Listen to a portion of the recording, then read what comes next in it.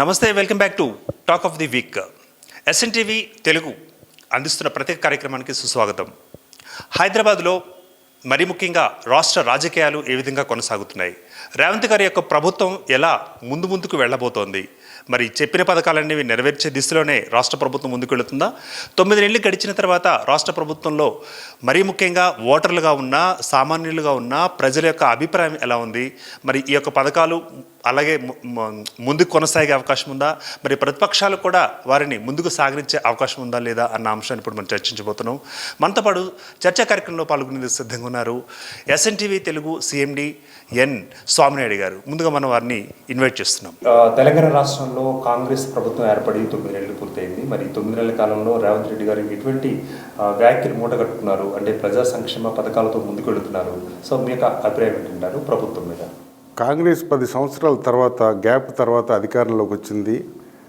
అది రేవంత్ రెడ్డి గారి వల్లే సాధ్యమైంది. కారణం ఏంటంటే అటువంటి దమ్మున్న నాయకుడు కాంగ్రెస్లో ఉన్నా కానీ ఇటువంటి దమ్మున్న నాయకుడు ఎవరు లేకపోవటం, దాంట్లో మిగతా సీనియర్స్ పర్సన్స్ ఉండటం వల్ల వాళ్ళ ఏజ్డ్ ఫ్యాక్టర్ వల్ల కానీ, ఇంకొకటి కాంగ్రెస్ పార్టీలో ప్రజాస్వామ్యం ఎక్కువగా ఉంటుందన్నమాట. ప్రతి ఒక్కళ్ళు మేమంటే సీఎం అనే ఫ్రీడమ్ ఉంది కాబట్టి వాళ్ళందరినీ ఏకత్రాటిపై నడిపించి అధికారంలో తీసుకొచ్చిన ఘనత సీఎం రేవంత్ రెడ్డి గారిది. ఇంకొకటి అనేక సమస్యలు తెలంగాణలో వెంటాడుతూ ఉన్నాయి. విభజన జరిగిన తర్వాత అటు బీఆర్ఎస్ చాలా డెవలప్మెంట్ చేసింది, కానీ ఏదైతే మెయిన్ ప్రాబ్లమ్స్ ఉన్నాయో వాటి మీద దృష్టి కేంద్రీకరించకపోవటం. రెండోది ఈ కాళేశ్వరం ప్రాజెక్ట్ అని, అలాగే సెక్రటేరియట్ కొత్తది కట్టడం అని, అలాగే ఆయన ప్రజా పరిపాలన అందించేటప్పుడు ముఖ్యమంత్రి అనేవాడు కంపల్సరీగా అధికారులకు అందుబాటులో ఉండాలి, సెక్రటేరియట్కి రావాలి, పరిపాలన జరగాలి. ఇవన్నీ సాఫీగా జరగాలంటే ముఖ్యమంత్రి అనే అతను ఒక పెద్ద దిక్కు రాష్ట్రానికి. అటువంటి అతను సక్రమంగా సరిగా సెక్రటేరియట్కి రాకపోవటం, పరిపాలన కుంటుపడటం, ఈ ఫెయిల్యూర్స్ వల్ల ఇవన్నీ కూడా కాంగ్రెస్కి అడ్వాంటేజ్గా మారటం. దానివల్ల రేవంత్ రెడ్డి పిసిసి అధ్యక్షుడు అయిన వెంటనే తొందరలోనే ముఖ్యమంత్రి కావటం, ఇదంతా చాలా స్పీడ్గా జరిగిపోయింది. అయినప్పటికీ అతనికి వెనకాల మళ్ళీ సీఎం కాకుండా కూడా చాలా ప్రయత్నాలు చేశారు కొంతమంది సీనియర్ నాయకులు. అయినప్పుడు కూడా ఆయన సోనియా గాంధీ గారితో కానీ రాహుల్ గాంధీ గారితో ఉన్న అతనికి ఇచ్చిన హామీ మేరకు అతను ముఖ్యమంత్రిగా కావడం జరిగింది. ఇంకొకటి అతను వచ్చేసరికి మొత్తం ఖజానా మొత్తం ఖాళీ అయిపోయింది. ఈయన ఇచ్చిన హామీలు కూడా చాలా ఎక్కువగా ఉన్నాయి. ప్రజా సంక్షేమానికి సంబంధించిన కూడా అది కోట్లు ఉంటేనే కానీ, బడ్జెట్ ఉంటేనే కానీ అవన్నీ కూడా అమలు చేయలేని పరిస్థితి. అయినప్పుడు కూడా అతను తెలివితేటలతోటి బీజేపీకి కూడా ఇండైరెక్ట్గా మోడీ గారితో కూడా సన్నిహిత సంబంధాలు పెట్టుకుని ఏదో రకంగా ఇచ్చిన హామీలు నెరవేర్చాలని దిశగా పైన సాగిస్తున్నారు. అలాగే మహిళలకి ఉచిత బస్ సౌకర్యం కూడా అది నెరవేర్చడం కూడా చాలా కత్తి మీద సాము లాంటిది. ఎందుకంటే ఆర్టీసీ అసలే నష్టాల్లో ఉంది. అటువంటి నష్టాల్లో ఉన్న ఆర్టీసీని మళ్ళీ మహిళలకు ఉచిత ప్రయాణం టికెట్ లేదు అంటే అది ఇంకా మరింత నష్టాల్లోకి వెళ్ళిపోయే అవకాశం చాలా ఎక్కువగా ఉంది. అయినప్పుడు కూడా ఆ నిర్ణయం కూడా సాహసోపేత నిర్ణయంగా ఆయన చెప్పవచ్చు. అది కూడా తొందరలోనే ఆయన వచ్చిన అనతి కాలంలోనే అది ఆ యొక్క ఏదైతే మేనిఫెస్టోలో వాళ్ళు చెప్పారో అది అమలు చేయడం జరిగింది. అలాగే గ్యాస్ విషయంలో కానీ, అలాగే 200 యూనిట్ల వరకు ఫ్రీగా ఇస్తామనేది దాని ఇంప్లిమెంటేషన్ కానీ, ఇవన్నీ కూడా రేవంత్ రెడ్డి గారు వెనక్కి తగ్గకుండా చాలా స్పీడ్గా ముందుకెళ్ళారు. అలాగే రైతులకి నిన్న కాక మన రైతులకు కూడా రుణమాఫీ విషయంలో కూడా అంచెలంచెలుగా చేస్తానన్నాడు. అలాగే లాస్ట్ డేటు ఆగస్టు 15వ తారీఖు అన్నారు. ఆగస్టు 15వ నాటికి ముందే ఆయన అవన్నీ కూడా ఇంప్లిమెంట్ చేయటం జరిగింది. యువకుడు, ఉత్సాహవంతుడు, చాలా తెలివితేటలు ఉన్న వ్యక్తి కాబట్టి సమర్థుడు, అందరినీ కలుపుకొని వెళ్ళే మనస్తత్వం ఉంది కాబట్టి వేరే పార్టీల్లో ఉన్నప్పుడు కూడా ఆయన కింద నుంచి ఒక జడ్పీ మెంబర్ దగ్గర నుంచి కింద నుంచి పైకి వచ్చాడు కాబట్టి గ్రౌండ్ లెవెల్లో కూడా ప్రజలకి ఎటువంటి ఇబ్బందులు ఉన్నాయి అవన్నీ కూడా ఎలా తీర్చాలని అవగాహన ఉంది కాబట్టి అతను పూర్తిగా 5 ఏళ్ళు కూడా కాంగ్రెస్ పార్టీలో అతనే సీఎంగా కొనసాగుతాడు. మిగతా నాయకులు కూడా అతనికి పూర్తిగా ఎవరు ఇంతకుముందు స్టార్టింగ్లో వెనక్కి లాగాలని చూశారు కానీ వాళ్ళందరికీ ఫ్రీడమ్ ఇవ్వటం వల్ల, రెండోది ఇంక మా నాయకుడు ఇతనే ఉండాలి, మా సీఎం ఇతనే ఉండాలి, ఇలా అయితేనే మేము అధికారంలో 5 ఏళ్ళు కొనసాగుతాం, లేకపోతే మళ్ళీ ఆల్టర్నేటివ్గా మమ్మల్ని వేరే వాళ్ళు ఇబ్బంది పెడతారేమని ఆలోచనతో వీళ్ళు మిగతా ఏదైతే ముందు సీనియర్స్ అయితే ఏదైతే అనుకున్నారో వాళ్ళందరూ కూడా పూర్తిగా ఈ రేవంత్ రెడ్డి గారి వైపే తిరిగి మీరే మాకు బాస్ అన్నట్టుగా ముందుకెళ్ళటం జరుగుతుందండి. పెట్టుబడులకు సంబంధించి కూడా లేటెస్ట్గా దేశ విదేశాల్లో తిరిగి కొన్ని పెట్టుబడులు సమీకరించడం జరిగింది. మరి ఇప్పుడు ఆ పెట్టుబడులు ఉపయోగించి ఇంకా నెరవేర్చకుండా మిగిలి ఉన్న ఆ పథకాలను ఏమన్నా నెరవేర్చే అవకాశం ఉందా? రేవంత్ రెడ్డి గారి యొక్క వ్యూహం ఎలా ఉండబోతుందంటారు? ఇంకోటి, ఎటువంటి ప్రభుత్వమైన పార్టీ వేరు, ప్రభుత్వం వేరు. ప్రభుత్వంలో ఎవరున్నప్పుడు కూడా పార్టీని మర్చిపోయి పనిచేయాలి. ప్రజా సంక్షేమమే ధ్యేయంగా ముందుకెళ్ళాలి తప్ప ఆ పార్టీ చేసింది కదా అది ఆపేసి మనం ఇంకొకటి కొత్తది మొదలు పెడదామంటే దానివల్ల ప్రజాధనం చాలా దుర్వినియోగం అయ్యే ప్రమాదం ఉంది. సో ఏ పార్టీ లేనప్పుడు కూడా ఏ పార్టీతో ఇర్రెస్పెక్ట్ ఆఫ్ పార్టీస్ ఏదైతే అధికారంలో వచ్చిందో వాళ్ళు పార్టీ పరంగా ప్రజలకి సేవ చేసే విధంగానే ముందుకెళ్ళాలి తప్ప వాళ్ళు చేశారు వీళ్ళు చేశారు దాన్ని మనం కంటిన్యూ చేయకూడదు. అలాగే కొన్ని రాష్ట్రాల్లో పేర్లు కూడా గమ్మత్తుగా ఉంటున్నాయన్నమాట. వాళ్ళ నాయకుల పేర్లు పెట్టుకోవటం, ఈ ప్రజాధనం ప్రజల యొక్క సొమ్ము, ప్రజల డబ్బుని ఖర్చు పెట్టే విధంలో సొమ్ము ఒకటిది సోకోకూడదు అన్నట్టుగా వ్యవహరిస్తున్నారు. ఇది చాలా దుర్మార్గం అన్నమాట. ఎందుకంటే ప్రజల సొమ్ము, ప్రజల డబ్బు వీళ్ళు వేరే వాళ్ళ నాయకుల పేర్లు పెట్టుకోవాల్సిన అవసరం ఉంది. అలాగే ఎంతోమంది మహాత్ములు ఉన్నారు, వాళ్ళ పేర్లు పెట్టుకుంటే ప్రజలు కూడా హర్షిస్తారు. వీళ్ళు ఒక పార్టీ ఈ రోజున ఉంటుంది, ఇంకొక పార్టీ రేపు ఇంకొక పార్టీ వస్తుంది. అలాంటి సందర్భంలో ఈ ప్రజలు కూడా కన్ఫ్యూజన్లోకి వెళ్ళిపోతున్నారు అన్నమాట. ఏ స్కీముకి ఏ పేరు ఉంది అనేది చాలా కన్ఫ్యూజన్లోకి వెళ్తున్నారు. అటువంటిది ఏమీ లేకుండా ఏ పార్టీకి వాళ్ళు అధికారంలో వచ్చారో అదే సిద్ధాంతాన్ని కొనసాగించే ఎంతోమంది అమరవీరులు ఉన్నారు, దేశభక్తులు ఉన్నారు. వాళ్ళంటి పేర్లు పెడితే ప్రజలు కూడా హర్షిస్తారు. అంతే తప్ప వీళ్ళ స్వలాభం గురించి, పార్టీ ఎజెండా గురించి ఈ పేర్లు మార్పు అనేది కూడా తగదు.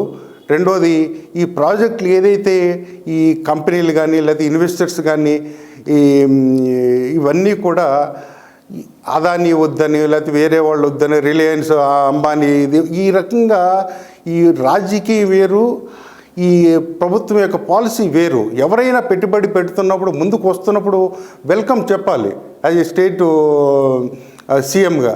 అంతేగాని అదాని అంటే మాకు పడదు, అంబానీ అంటే పడదు, ఇవన్నీ రకరకాలుగా ఈ పొలిటికల్ గేమ్ తప్ప అభివృద్ధినే ఎజెండాగా తీసుకోవాలి తప్ప ఈ పలానా అలాంటి వాడు ఇలాంటి వాడు కొన్ని రాష్ట్రాల్లో ఒక డిఫరెంట్ వాతావరణం ఉంటుంది. వాళ్ళకి ఫెసిలిటీస్ స్టేట్ గవర్నమెంట్ క్రియేట్ చేసి అన్నీ ఇచ్చినప్పుడు వాళ్ళు వస్తారు. వాళ్ళు వచ్చినప్పుడు వాళ్ళు రాజకీయాలు అంటగట్టకుండా వాళ్ళకి వెల్కమ్ చెప్తే రాష్ట్ర అభివృద్ధి దాని ద్వారా ఎంప్లాయ్మెంట్ కూడా పెరుగుతుంది, రాష్ట్ర ఆదాయం పెరుగుతుంది.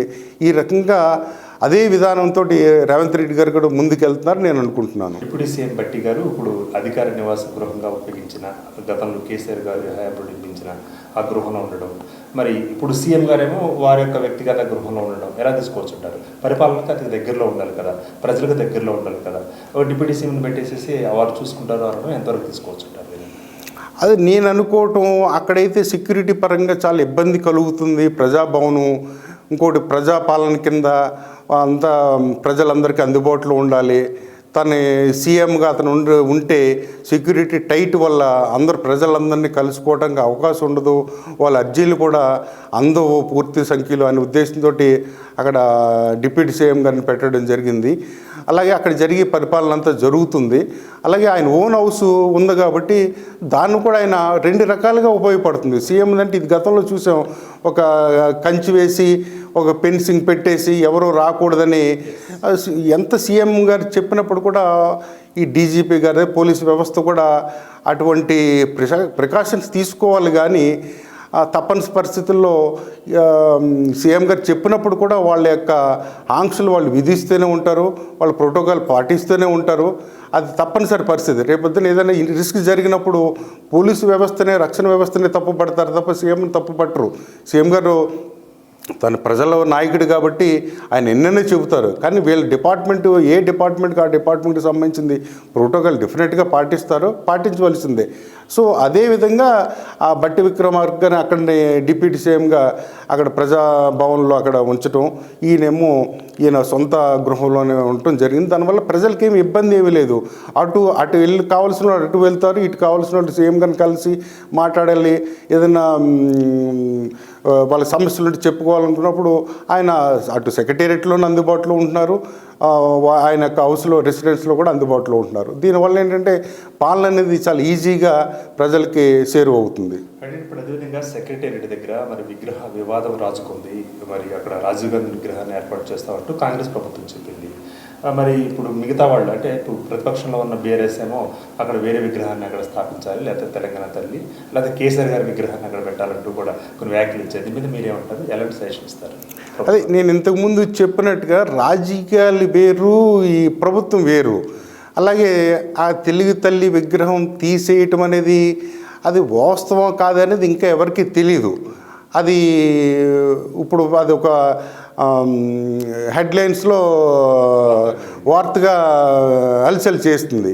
కానీ అది రియాలిటీ అనేది ముందుకు వస్తే దాన్ని బట్టి మాట్లాడటానికి ఎవరైనా కానీ దాని మీద మాట్లాడటానికి అవకాశం ఉండొచ్చు, దాని ప్రయత్నం కూడా చేయొచ్చు. అలాగే రాజీవ్ గాంధీ గారి విగ్రహం ఆ తెలుగు తల్లి తీసేసి అక్కడ ఆ ప్లేస్లో పెట్టాలనేది కూడా అంత భావ్యం కాదు. కారణం ఏంటంటే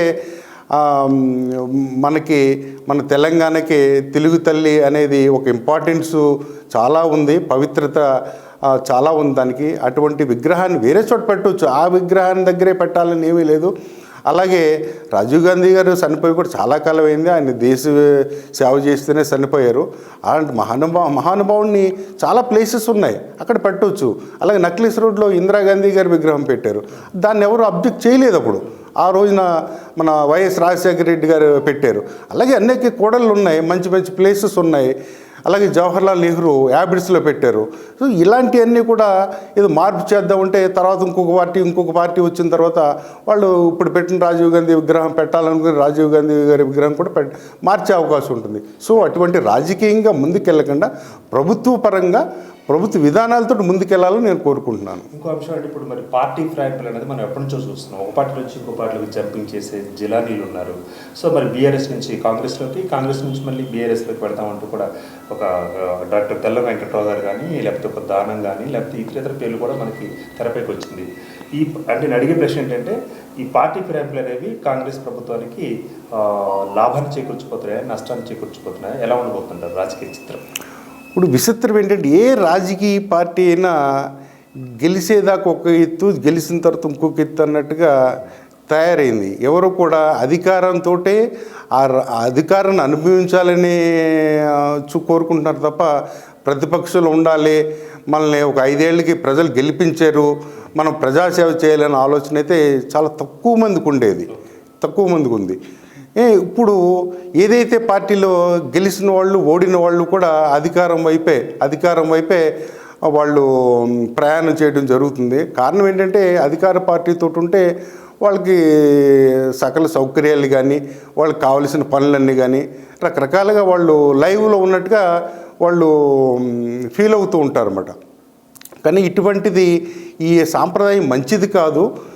అయినప్పుడు కూడా అది చెబుతూనే వాళ్ళు పార్టీ ఫిరాయింపులు ప్రతి పార్టీలో కూడా జరుగుతుంది. ఇంకొకటి పార్లమెంట్లో చట్టం కూడా ఉంది, పార్టీ ఫిరాయింపులది చట్టం. అది కూడా అమలుకి నోచుకోకుండానే ఉంది. కారణం ఏంటంటే దానికి మెజార్టీ సంఖ్య కావాలి. ఆ సంఖ్యది వీళ్ళు కూడా ఫిరాయింపుదారులు కూడా ఆ సంఖ్యకి సరిపడే విధంగానే ఒకేసారి జంపుతూ ఉంటున్నారు. దానివల్ల ఏంటంటే అటు చట్టం చేసిన నాయకులు దీన్ని అమలు చేయలేని పరిస్థితి. ఇంకొకటి వాళ్ళు అది పాటించకపోవడం కూడా ఇది ప్రజాస్వామ్యంలో చాలా సాదాసీదేగా జరిగిపోయే ప్రక్రియగా కనిపిస్తూ ఉంది. ఓకే, స్వామినాయుడు గారు, ఇప్పుడు అదేవిధంగా ఒక పార్టీ మరో పార్టీలో విలీనం కాబోతుంది అంటే బీఆర్ఎస్ కాస్త బీజేపీలు, లేకపోతే బీజేపీ కాంగ్రెస్ తోటి, అంటే వాళ్ళు విలీనం అనుకుని చెప్తున్నారు. ఇప్పుడు బీజేపీ వాళ్ళేమో కాంగ్రెస్ బీఆర్ఎస్ కలవబోతుందని వాళ్ళు చెప్తున్నారు, వీళ్ళు వైస్ వెర్సా చెప్పుకుంటున్నారు. అసలు ఏ పార్టీలో కలిసే అవకాశం ఉంది? అసలు అవకాశం ఉందా లేదా? కలిస్తే ఎలా ఉంటుందంటారు? ఓటర్ అన్నగా మీరేమంటారు, ఒక ఓటర్గా, సాధారణ ఓటర్గా? నేను అనుకోవటం ఇదంతా మీడియా సంస్థల యొక్క వాళ్ళు ఏదో బ్రేకింగ్ న్యూస్ అనో లేకపోతే మమ్మల్ని ఛానల్ని చాలా హైప్కి తీసుకెళ్ళిపోవాలనే ఉద్దేశంతో నేను పూర్తిగా ఆ మీడియా సంస్థల యొక్క స్వలాభం గురించి వాళ్ళ యొక్క ఛానల్లో హైప్కి వెళ్ళాలనే ఉద్దేశంతో ఇది క్రియేట్ చేసిన అంశంగానే నేను భావిస్తున్నాను. రెండోది, ఒక 10 ఏళ్ళు పరిపాలించిన ఒక బీఆర్ఎస్ పార్టీ అది బీజేపీలో కలవాల్సిన అవసరం లేదు. మళ్ళీ ఒక 5 ఏళ్ళు వీళ్ళు కాంగ్రెస్ వాళ్ళు కన్నా సక్రమంగా పరిపాలించకపోతే వాళ్ళకి ఎక్కువ అవకాశం ఉంది. ఇంకొకటి, వాళ్ళు పార్టీ తెలంగాణ రాష్ట్రం ప్రత్యేక తెలంగాణ తీసుకొచ్చిన ఘనత కూడా వాళ్ళదే ఉంది కాబట్టి టీఆర్ఎస్ బీఆర్ఎస్గా మారటం వాళ్ళు చాలా వరకు మైనస్ పాయింట్. దానివల్లే మొన్న ఎన్నికల్లో కూడా గట్టి దెబ్బ తగలటం కూడా జరిగింది. సో ఎట్టి పరిస్థితుల్లోనూ బీజేపీలో బీఆర్ఎస్ కలిసే ప్రసక్తి లేదు. వాళ్ళు ఏంటి కొన్ని ఏదో రూమర్స్ కానీ, ఒక క్రియేటివిటీ కానీ, ఒక సెన్సేషనల్ న్యూస్ అనేది టెలికాస్ట్ చేస్తే మా ఛానల్ పైకి వెళ్ళిపోతుందనే ఉద్దేశము రకరకాల సోషల్ మీడియాలో హల్చల్ చేస్తుంది. మీరు అన్నది 100% కరెక్టు. కానీ ఆ యొక్క ఈ ప్రసార సాధనాలు కానీ, లేకపోతే ఈ ఏదైతే సోషల్ మీడియా ఇవన్నీ గ్రూప్స్ ఉన్నాయి, ఈ వేదికగా ఇవన్నీ కూడా నాది ఒకటే విన్నపం. అదేంటంటే అది అసలు ఆ వార్త నిజమా కాదా, దానికి సంబంధించిన కన్సెంట్ కేటీఆర్ని కానీ, లేదా కేసీఆర్ని కానీ, లేదా వాళ్ళ యొక్క బీఆర్ఎస్ పార్టీలో చాలా ప్రముఖులు ఉన్నారు, హరీష్ రావు గారు, ఇలాంటి వాళ్ళు ఎవరిని పెద్దవాళ్ళని అడిగి ఏమన్నా కనీసం దాన్ని మాట్లాడే అవకాశం ఉందా లేదా, అది నిజాలు తెలుసుకుని ఆ యొక్క వార్త టెలికాస్ట్ చేస్తే బాగుంటుంది. కానీ అలాంటిది ఏమీ లేకుండా ఏదో ఒక నిరాధారమైన వార్తను తీసుకొచ్చి అది ఎక్కడో ఒక ఆకాశంలో అది జెండా పాతినట్టుగానే, ఆకాశంలో జెండా పాడటం వీలవ్వదు, భూమి మీదే పాడుతుంది. అటువంటి సాహసాలు చేస్తున్నారు. అది ప్రజలందరికీ తెలుసు, రాజకీయ నాయకులు కూడా తెలుసు. కాకపోతే ఏంటంటే వాళ్ళు ఏదైతే మీడియా సంస్థలు గ్లోబల్ ప్రసారం చేసిందో అటువంటి ప్రసారాన్ని దాన్ని ఖండించవలసిన అవసరం కూడా లేదని నేను అనుకుంటున్నాను అనమాట. ఇక చివరిగా, మరి ఇప్పుడు కాంగ్రెస్ ప్రభుత్వం వచ్చిన తర్వాత జర్నలిస్టుల మీద దాడులు జరుగుతున్నాయి అంటూ ఆరోపణ వినిపిస్తోంది. జస్ట్ మొన్న కూడా 2 మహిళా జర్నలిస్టుల మీద రేవంత్ రెడ్డి గారి యొక్క దండు, వారి యొక్క రౌడీలు, వారి యొక్క మూకలు ఇట్లా వెళ్ళి మహిళల మీద దాడులు చేసినట్టు కూడా వార్తా కథనాలు వినిపిస్తున్నాయి. వీటి మీద మీ యొక్క విశ్లేషణ? జర్నలిస్టులని వీళ్ళు ఏదో వేరే పార్టీ వాళ్ళు కానీ, లేదా గోండాలు కానీ, లేదా వేరే రకంగా దాడి చేయవలసిన అవసరం లేదు. రెండవది, వాళ్ళు జర్నలిస్ట్ అయినంత మాత్రాన అన్ని హక్కులు ఉంటాయి, మేము ఏదైనా చేయగలుగుతాం, మేము అడిగిన దానికి మీరు జవాబుదారీ అనేది ఆ వ్యవస్థ ఎక్కడా లేదు. ఫోర్త్ ఎస్టేట్గా అభివర్ణించుకుంటాం కానీ అది ఫోర్త్ ఎస్టేట్గా కూడా ఆ ఉనికిని కోల్పోయిన సందర్భాలు ఎన్నో ఉన్నాయి కోకోలలో, నేను ఎన్నో చూశాను ప్రాక్టికల్గా. సో అటువంటి సందర్భంలో వాళ్ళు జర్నలిస్టా కాదా, అక్రిడేటెడ్ జర్నలిస్టా కాదా, వాళ్ళు ఏ మీడియా సంస్థకు చెందిన వాళ్ళు, ఇవన్నీ కూడా వాళ్ళు కూడా మీడియా ముందుకు వచ్చి మాకు ఈ రకంగా అన్నీ ఉన్నది లేనిది ఉన్నట్టుగా కవరేజ్ చేసి టెలికాస్ట్ చేస్తున్న ఈ రోజుల్లో వాళ్ళ గురించి మీడియాకు వచ్చి ఇలా జరిగింది మాకు అన్యాయం అని ఎందుకు ముందుకు రాలేదు దానికి ఏదో మళ్ళీ ఇంకొక పొలిటికల్ పార్టీకి వాళ్ళని ముందుకేసుకు వాళ్ళ జర్నలిస్టుకి ఇలా అన్యాయం జరిగిందని ఆ పొలిటికల్ పార్టీకి ఎందుకు మీరు బేస్ అవుతారు, ఎందుకు యూటర్న్ తీసుకుంటారు? మీరుగా ముందుకొచ్చి అని ప్రెస్ క్లబ్ ఉంది అని రకరకాల ప్రతి జిల్లాలో ప్రెస్ క్లబ్స్ ఉన్నాయి, హైదరాబాద్లో ఉంది. హెడ్ క్వార్టర్లో ఏ మీడియా సంస్థకి వెళ్ళినా మేము డెఫినెట్గా ఆనర్ చేస్తారు, ఆ యొక్క ప్రాబ్లమ్ని సాల్వ్ చేయడానికి ప్రయత్నం చేస్తారు. కనీసం డిపార్ట్మెంటు లేదా వాళ్ళకి అన్యాయం జరిగింది అక్కడే పోలీస్ స్టేషన్ కేసు పెట్టవచ్చు. వాళ్ళు కనుక కేసు కనుక టేకప్ చేయకపోతే ఆ డీజీపీకి ఇవ్వచ్చు, లేదా ఓపెన్గా మీడియాకు ముందుకు వచ్చి వాళ్ళకి జరిగిన అన్యాయాన్ని వాళ్ళు మీడియా పరంగానే పరిష్కారం చేసుకునే అవకాశం ఉంది. కానీ నేను అనుకోవటం అడిగే ప్రశ్న ఏంటంటే, వీళ్ళు ఫీల్డ్కి వెళ్ళినప్పుడు, ఆ క్షేత్రస్థాయిలోకి వెళ్ళినప్పుడు అక్కడ ఎవరో ఒకవేళ ఆవేశాలకు గురయ్యి ఒకవేళ దాడికి పాల్పడ్డారు అనుకుంటే దాన్ని డైరెక్ట్గా తీసుకెళ్ళి ఒక సీఎం మెడలో వేయటం ఎలా తీసుకోవచ్చు? అదే చెప్తున్నానండి, కొంతమంది జర్నలిస్టులు ఏంటంటే రాజకీయ నాయకుల కింద తయారైపోయారు. దానివల్ల ఏంటంటే మీకు ఒక పార్టీ అంటే ఇంట్రెస్ట్, నాకు ఇంకొక పార్టీ అంటే ఆ మైండ్ బేస్ని బట్టి మనం మూవ్ అవటం జరుగుతుంది. నేను చాలా జర్నలిస్ట్ని చూశాను. సో అది దానివల్ల ఏమవుతుందంటే నిజాన్ని నిర్భయంగా ప్రజలకి చేరట్లేదు, అక్కడ ఉన్న వాస్తవాన్ని బయటికి రావట్లేదు, దాన్ని మసిపూసికి మారేడికాయ చేసి దాన్ని మంచిని కూడా చెడుగా చూపించాలనే ఆలోచనతో చాలామంది జర్నలిస్టులు ఉన్నారు. అది 100% వాస్తవం. సో అక్కడ వాళ్ళు మరి పార్టీ వైపున వెళ్ళారా లేకపోతే మీడియా పరంగా వెళ్ళారా, ఏం జరిగింది అనేది వాస్తవాలు అది ఇంకా రావాల్సి ఉంది, ఇన్వెస్టిగేషన్ తెలుస్తుంది. నిజంగా కనుక వాళ్ళు వృత్తిపరంగా వాళ్ళు సక్రమైన మార్గంలో కనుక వాళ్ళు వెళ్ళి ఉంటే ఆ దాడులు జరగటం చాలా అన్యాయం, దుర్మార్గం. ఇంకొకటి సక్రమైన మార్గంలో ఉన్నప్పుడు కూడా ఎదుటి వాళ్ళు అబ్జర్వ్ చేస్తూ ఉంటారు అక్కడ. ఎందుకంటే ఇతను చాలా వ్యతిరేకంగా క్వశ్చన్ చేస్తున్నాడు, ఇతను పలానా పార్టీకి సంబంధించినోడు అని అక్కడ వందల మంది ఉంటారు కంటే ఐడెంటిఫై చేస్తారు. వాళ్ళందరినీ కంట్రోల్ చేయాలంటే అటు ప్రభుత్వ పరంగాను లేదా కంట్రోల్ చేయాలన్నా ఎవరు సీఎం గారు చెప్పినా మినిస్టర్ చెప్పినా వాళ్ళు వెళ్ళలేని పరిస్థితి కూడా కొంతమంది నాయకులు ఉంటారు. సో దాన్ని మనం ఏమీ కాదనలేము. ఓకే అండి, ఫైనల్గా మరి రేవంత్ గారి యొక్క ప్రభుత్వం యొక్క ప్రభావం ఎలా ఉందంటారు రాష్ట్ర ప్రజల మీద? ఇప్పుడే 9 నెలలు అయ్యింది కదండి, ఇంకా ఇంచుమించు ఇంకా 4 సంవత్సరాల 3 నెలలు ఉంది. సో ఇంతవరకు పరిపాలన బాగానే ఉంది. ఈ ముందు కూడా పరిపాలన బాగానే ఉంటుంది. ఎందుకంటే యువకుడు, ఉత్సాహవంతుడు, తెలివితేటలు తెలివైన వాడు కాబట్టి సమర్థవంతంగా పరిపాలిస్తాడని నేను అనుకుంటున్నాను. ముందు కూడా ప్రతిపక్షాలకి అవకాశం లేకుండానే ప్రతిపక్షాలు విమర్శిస్తూ ఉంటాయి. ప్రతిదీ కూడా వాళ్ళ పాత్ర వాళ్ళు పోషించాలి. విమర్శించినప్పుడే అతను చేసిన తప్పులు కూడా తెలుసుకోవడానికి, దాన్ని సరిదిద్దుకోవడానికి, ముందుకెళ్ళడానికి అవకాశం ఉంటుంది.